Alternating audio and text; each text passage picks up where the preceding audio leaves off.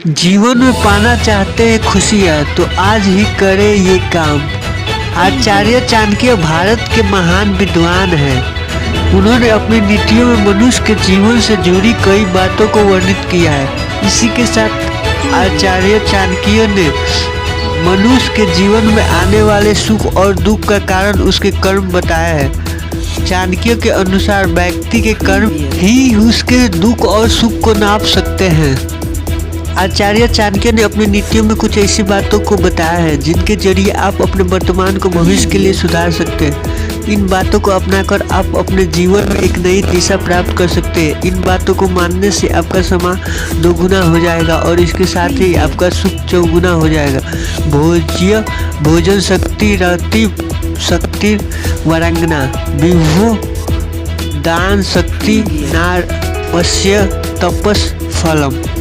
सत्कर्मों में भोजन खिलाना है सबसे जरूरी। चाणक्य अनुसार हमारे पिछले जन्म के कर्म हमारे वर्तमान जीवन को प्रभावित करते हैं। यदि आपको भरपूर खाना मिल रहा है और आप अच्छा भोजन ग्रहण कर रहे हैं तो यह आपके बेहतर जीवन की एक निशानी है। इसका अर्थ है कि आपने पिछले जन्म में भूखे लोगों को भोजन कराया होगा। इस जन्म में भी आपको भूखों को भोजन कराने से अच्छे कर्मों का फल अवश्य मिलेगा।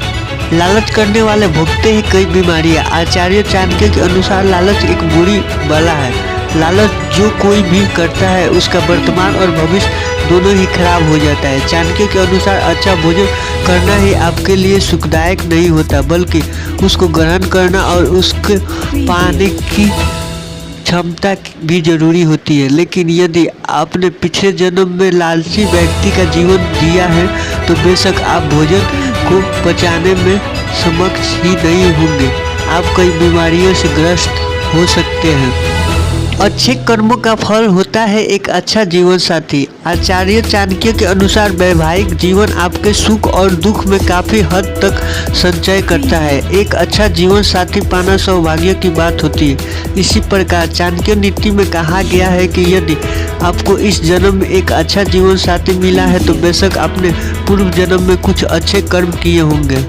दान पुण्य से चमकेगी आपकी किस्मत। दान पुण्य करना हर मनुष्य के लिए बेहद जरूरी है। यदि आप अपने इस जन्म में दान नहीं करते तो आप अपना वर्तमान और भविष्य दोनों ही अंधकार में डाल रहे हैं। दान करने वाले लोग अपने अगले जन्म में सत्कर्मों को प्राप्त करते हैं।